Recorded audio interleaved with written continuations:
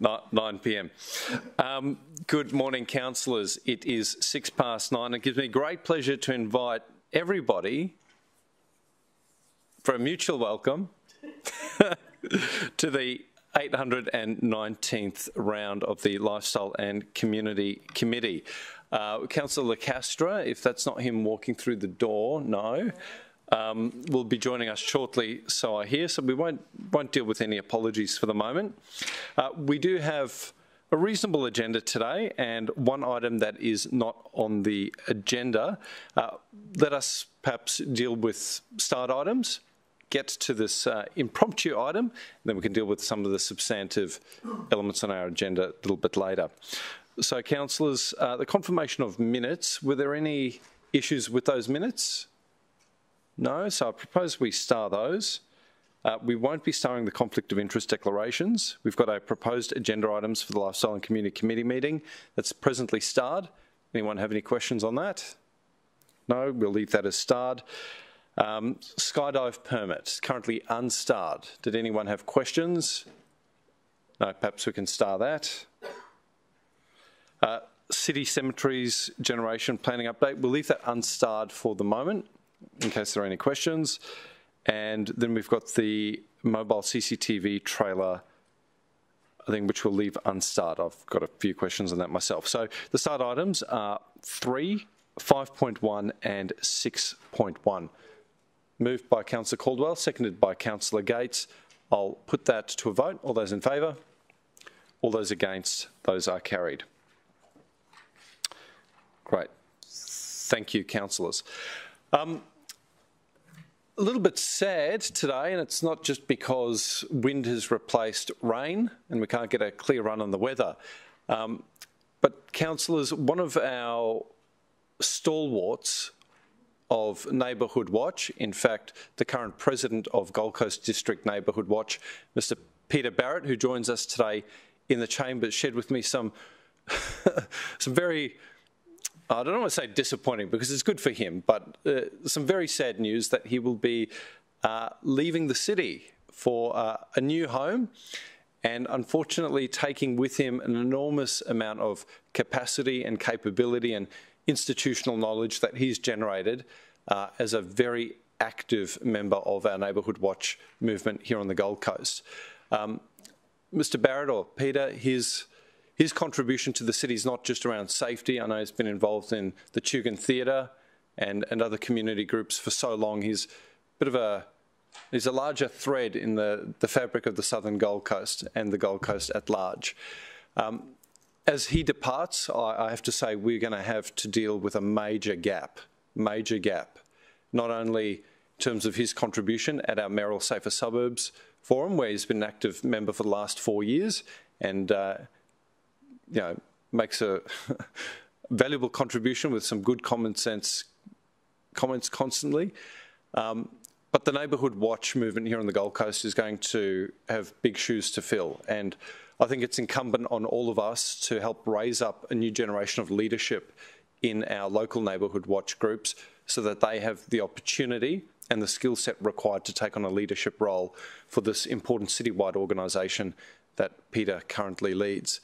Peter, you can correct me if I'm wrong, but I think at last count we had just over 50 Neighbourhood Watch groups operating on the Gold Coast. Maybe a few have consolidated.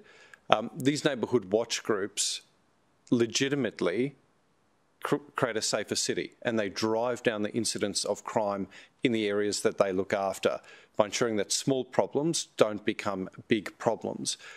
Peter has taken a very businessman-like approach to the way he's run that organisation. He's built capacity in those groups. He's actually spearheaded a number of initiatives and programs during his time as president of Gold Coast District Neighbourhood Watch to reinvigorate the movement. And two of them I just want to talk about briefly is the Neighbourhood Watch Connection Day. It's effectively a mini conference held once a year at the Carrara Community Centre. All Neighbourhood Watch groups are gathered. They're there to share experiences, best practices, to learn from one another and leave more invigorated about how they can begin tackling amenity, social and sort of crime issues in their neighbourhood. The other very warmly received initiative that Peter spearheaded is our Shredx Secure Disposal Day, right? So that happens every August at Robina, but I think there's a Runaway Bay equivalent now as well. And many hundreds of locals are now taking the opportunity to securely dispose of their private documents and information. It's actually critically important that Neighbourhood Watch has done this because modern criminals don't break windows and they don't kick down doors. They're actually stealing identities through the mailbox and electronically. So by spearheading this initiative, Peter's reorientated Neighbourhood Watch to meet modern threats to community and public safety, and that's been such an important initiative on his part.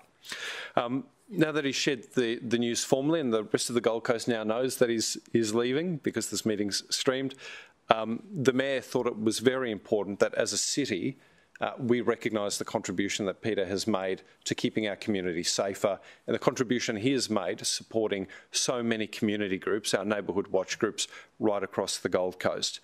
The Mayor's prepared a certificate of appreciation, and it's awarded to Peter Barrett in recognition of your valuable contribution to enhancing community safety here on the Gold Coast.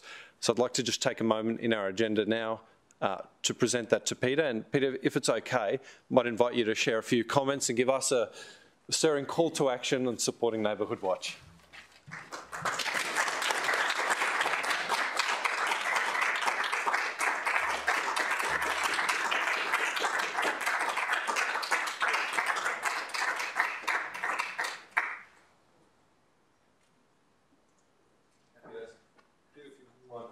You can project from here, that's fine.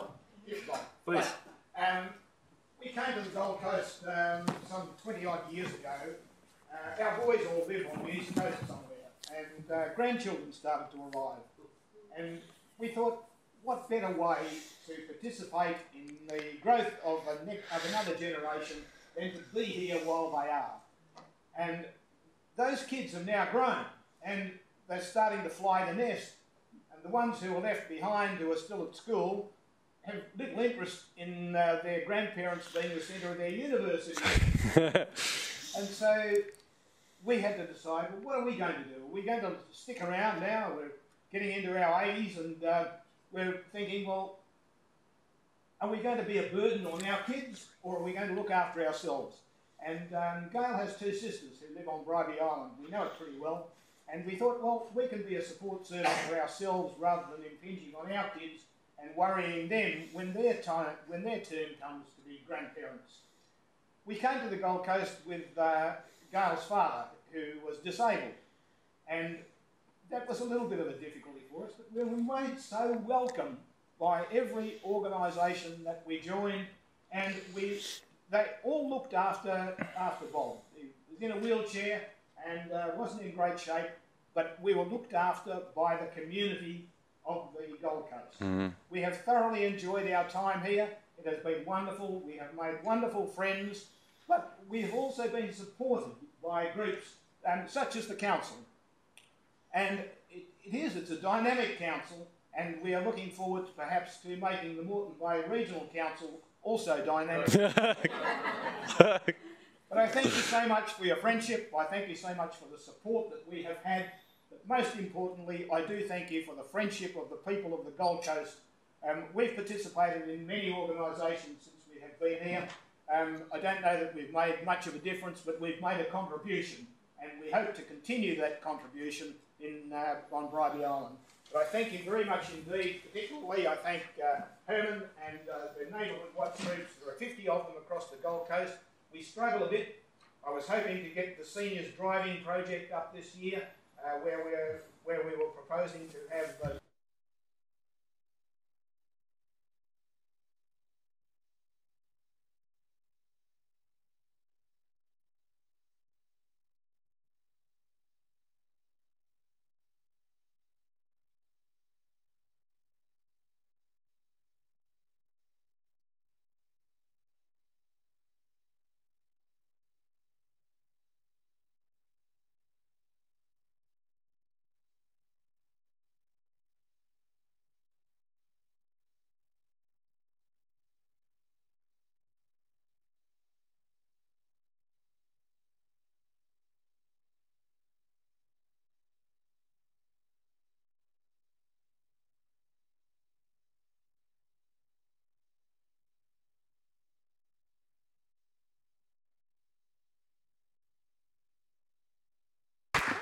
Councillor O'Neill, did you want to respond? I do. Peter, can you stand out the front for me for a little bit more? Sorry about that. Peter, can I get you to... I just can't turn my head. So I'm going to embarrass you a little bit. Sorry. First of all, I'm not happy about losing two great constituents. And I want to thank you personally for the support that both you and Gail have shown me as a councillor over the last 6 years. It's just been absolutely tremendous and a breath of fresh air to talk to people of our vintage who are looking towards the future and looking towards what the city needs to do for its coming generation. You are rare, let me tell you, and you underestimate your contribution to the city and especially Southern Gold Coast, and especially Gail as well, who'll step down as president of U3A next week, I think it is. I'm going to the meeting. You've both made much more than a contribution. You've made a difference. And Southern Beaches Community Gardens, I mean, TPA, you've included yourselves in so many organisations in the Southern Gold Coast and from all my constituents, and I'm sure that all of our communities will be very, very sad to see you both go. But enjoy Bribie Island. If I get up there, I'll come and look you up. Thank you.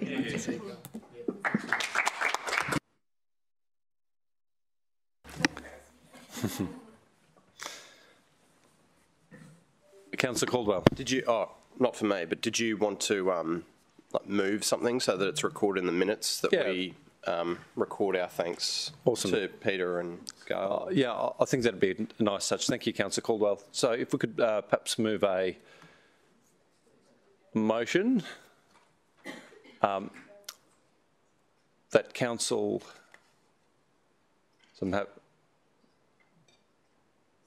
that's all right. That council recognise and thank Peter and Gail Barrett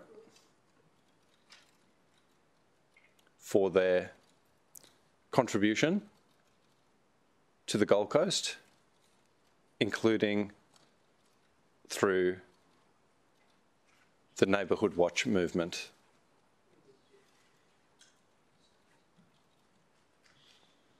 Great. Happy enough with that? So I'm happy enough to move that. Do I have a seconder? Councillor O'Neill?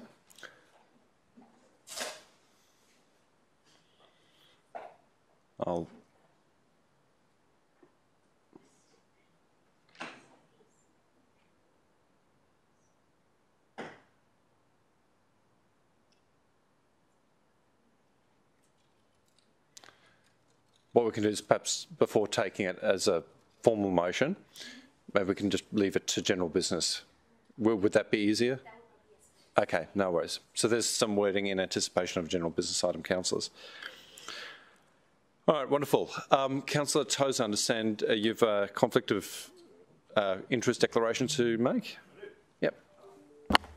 I do indeed. It's the same that I made last time, and I believe that we have the details here. So my wife and I, pursuant to section 150 EQ 3B and EQ 3C of the Local Government Act 2009, I provide notice to the meeting of a declarable interest in this matter, the natures and particulars of which are as follows. My wife and I own 44 Moonbeam Parade in Mudgeeraba, a property adjacent the reserve that is behind Mudgeeraba Cemetery. Whilst the pages are confidential, on page 52 it depicts it for the interest of the committee. It's the only place where it can be seen or in the report, but page 52, figure 3, my property is on the lower left-hand corner of that picture. No one watching will be able to understand that because it's on confidential paper, but for the purposes of the committee understanding the actual property involved. Despite the conflict as described, my property is sufficiently removed on the opposite side of the hill from the subject area so as not to influence my capacity to debate in the public interest, and my unique knowledge of the community perspective would add value to council's decision making. That's why I'd like to remain in the room. So you've got a few tips for us to share. Councillor Caldwell. Actually, this is more about... I'm not going to go there. I'm happy to move that Councillor Tozer should remain in the room despite the conflict. And do you want to offer up? Yeah, I was just going to let them catch up, but because the contribution.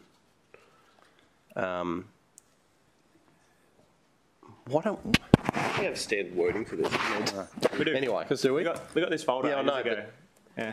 Control, copy, something, paste, whatever. Because the contribution of Councillor Tozer is greater than any perceived. Outweighs the perception of the conflict of interest.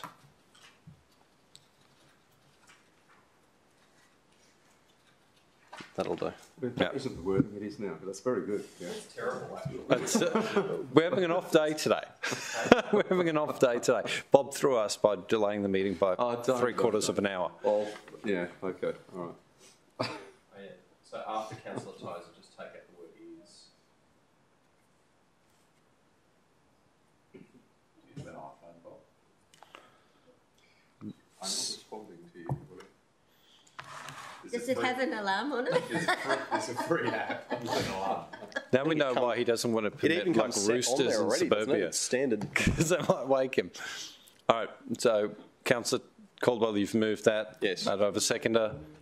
I'm happy to second that. And just to, I'm quite satisfied that whilst Councillor Tozer's property is technically adjacent, there is a great amount of distance and vegetation that separates his property from the council assets that are over the other side, and it's more valuable to have his local knowledge of that area as the local councillor, and I think that the public interest is served by him remaining in the room on this occasion. Yep. Thanks, Councillor Caldwell, and for my own part, I think this has been our consistent approach with respect to this matter. So I'll put that to a vote. All those in favour? All those against? That's carried. And division? So Councillor Gates, Councillor Caldwell, Councillor RBL, Councillor LaCastra, Councillor O'Neill, Councillor Vorster and Councillor Tozer did not vote.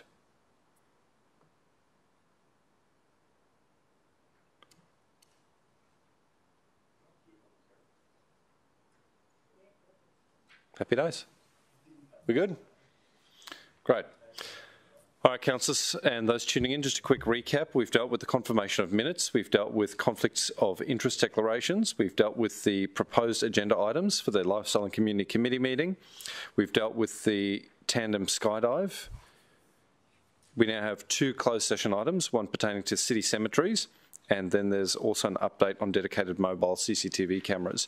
Now, as I understand it, the confidential portion of the City Cemeteries Generation Planning Update deal with budget matters.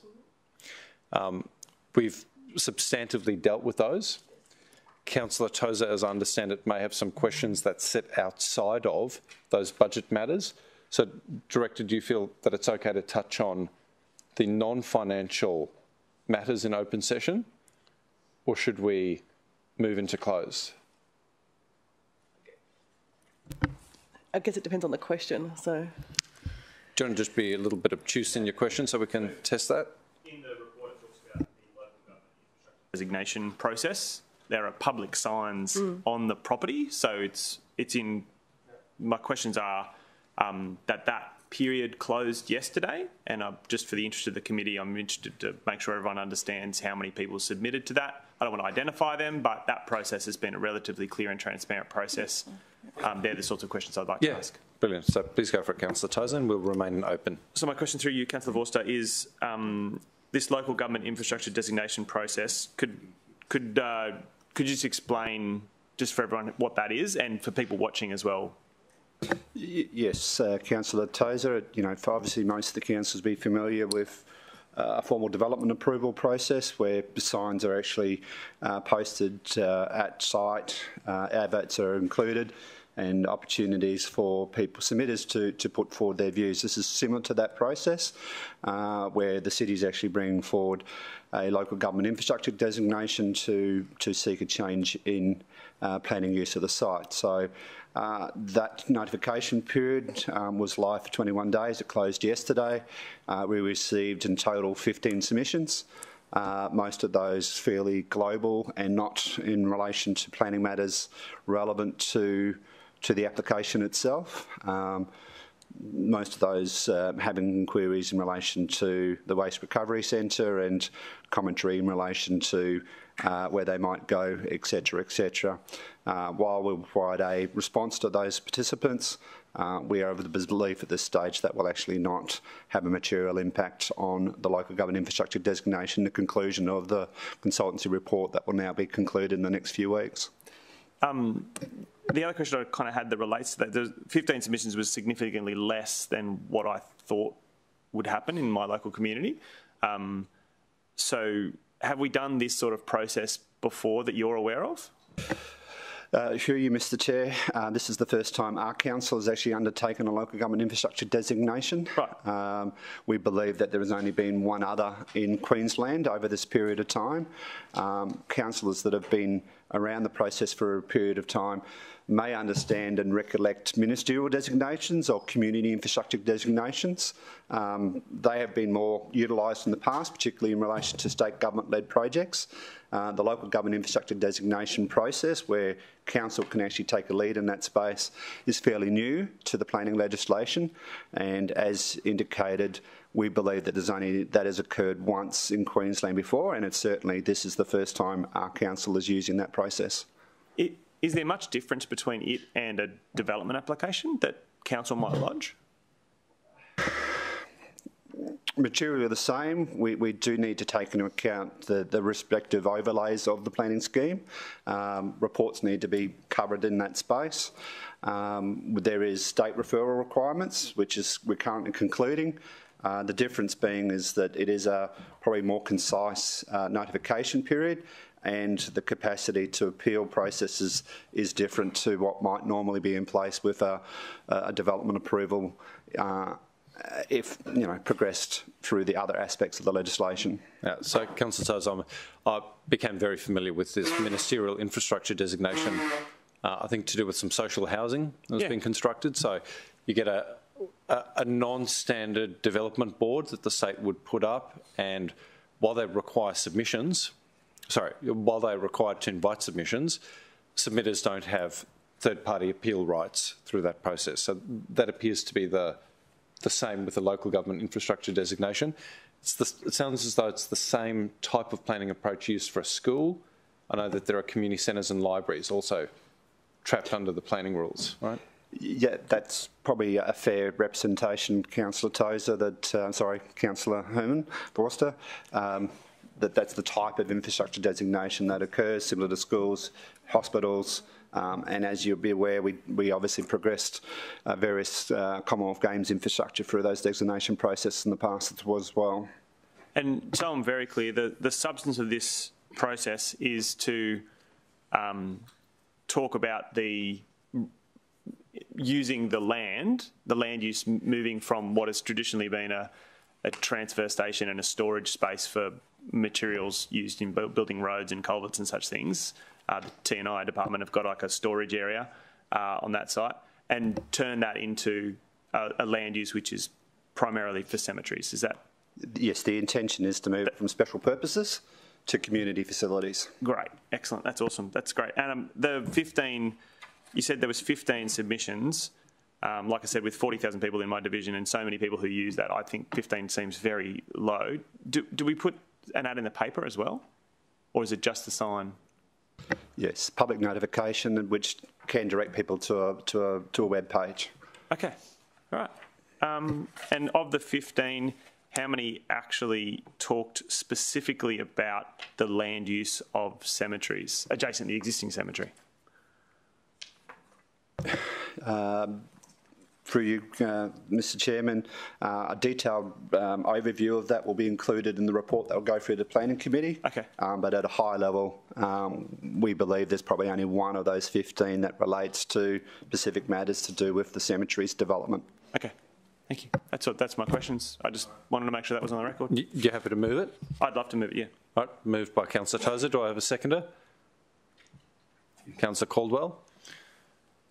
All right, councillors, any further questions that don't delve into confidential matters? No. Speakers against? No. Councillor Tozer, did you want to close? Look, I appreciate this as, it's not fun necessarily to talk about are the places that we lay our loved ones who have passed. And it's a serious issue for Mudgeeraba. This is the southernmost cemetery in the city.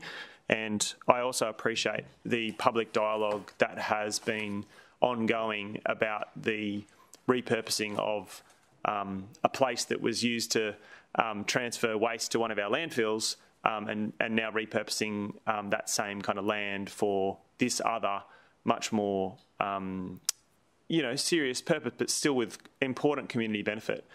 What I did want to mention is that were we not able to repurpose this land for this purpose, so that people can remember their loved ones in a place that is already known as a cemetery, we would have had to have a conversation about where we put another cemetery in the south or the western hinterland of the city, and that would have been, I think, a much more difficult conversation,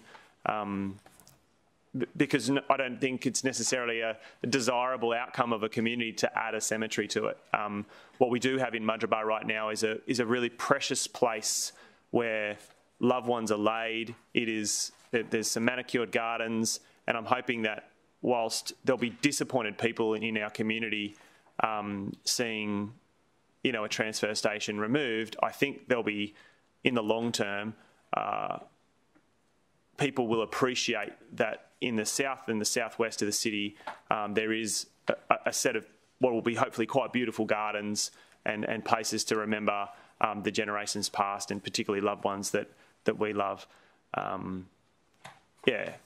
This has been one of the most difficult public dialogue conversations that I've ever had as a councillor in 10 years, and I hope that the community appreciates how important this public service is. And I want to note as well just that the work of the officers has been excellent in helping me navigate that communication and be transparent about the needs of our community into the future. Thanks. Thanks, Councillor Tozer. Just before I take the vote, just want to reflect on, we can always change our behaviour in terms of waste and recycling, but there's one thing we can't escape, and that is dealing with end-of-life issues. So there's to my mind and my thinking, a greater need to deal with cemeteries than waste transfer. Councillors, I'll put that to a vote. All those in favour? All those against? That's carried unanimously. And if we could record Councillor Tozer voting in the affirmative, even though it's unanimous, that would be great. Councillors, we only have two more items to deal with. Number one is the update on the mobile CCTV trailer for Hooning, and the second is a proposed GBI that I have. Love a GBI. Councillor Ross, the state government. You already, hang on. And the federal government. Did you read his GB before you got it? I was going to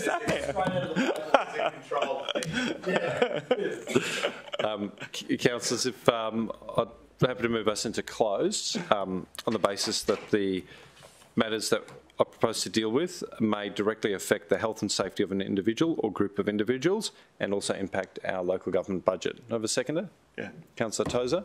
All those in favour? All those against? That's carried.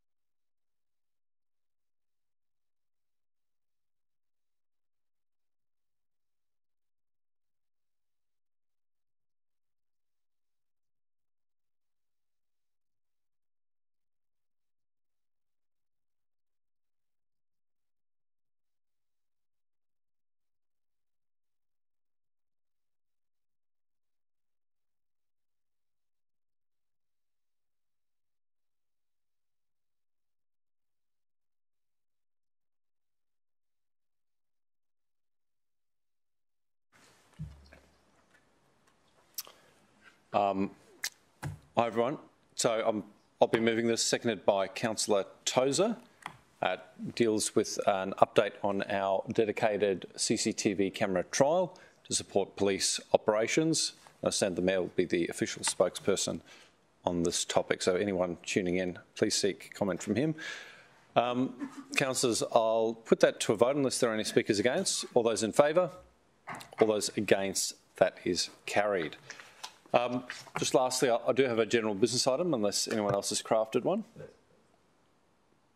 And it reads as follows, councillors, that any policies governing the right of use program be amended to require stakeholder consultation, including with the divisional councillor and existing permit holders, prior to recommending or approving permits for regular and organised activities, that the policy also include provision for the review of any permit approval where the use has impacted the community and public interest. And if I've got a seconder, happy to talk to it.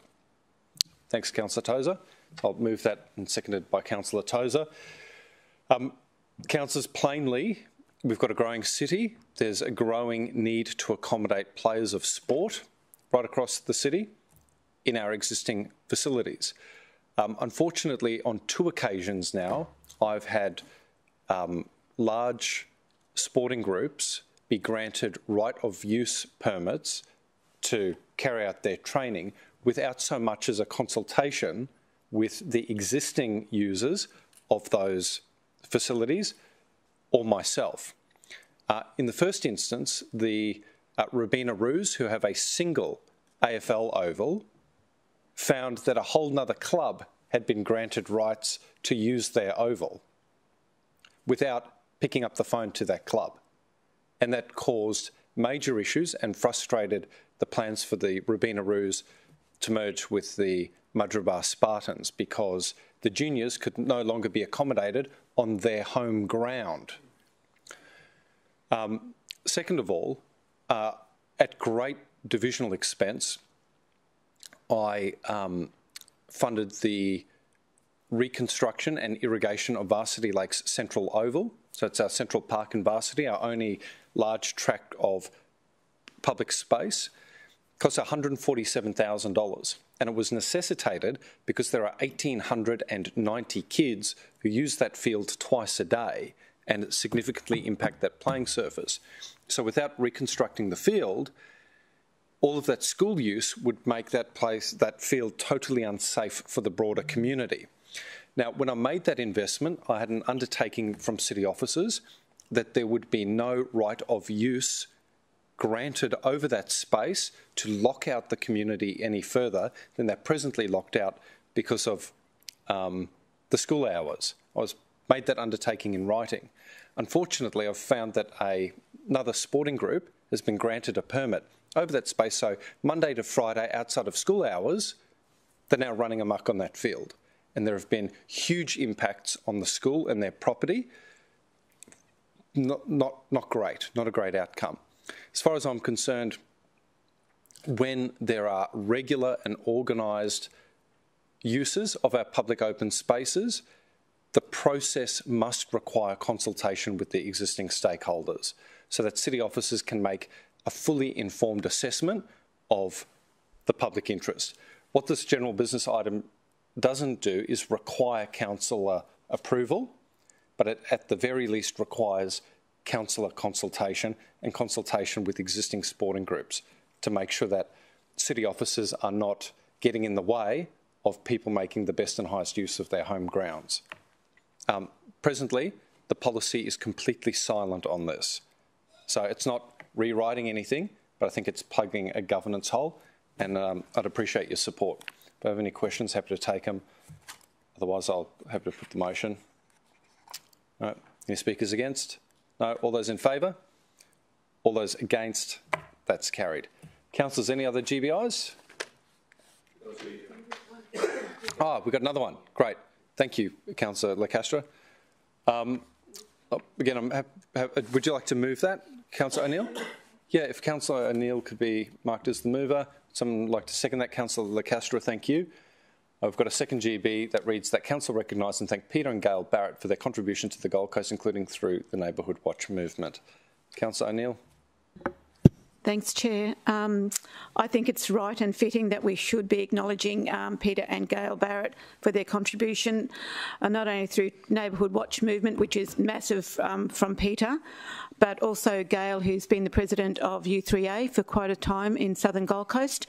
They've been great constituents in Division 14, and I think their contribution to community events and organisations throughout the Gold Coast has been unparalleled. They'll be sorely missed on the Gold Coast, but I wish them well in Bribie Island, their new home. Thank you. Thanks so much, Councillor Neal. Councillors, put that to a vote. All those in favour? All those against? That's carried. And I'm happy to declare the meeting closed at 10:19.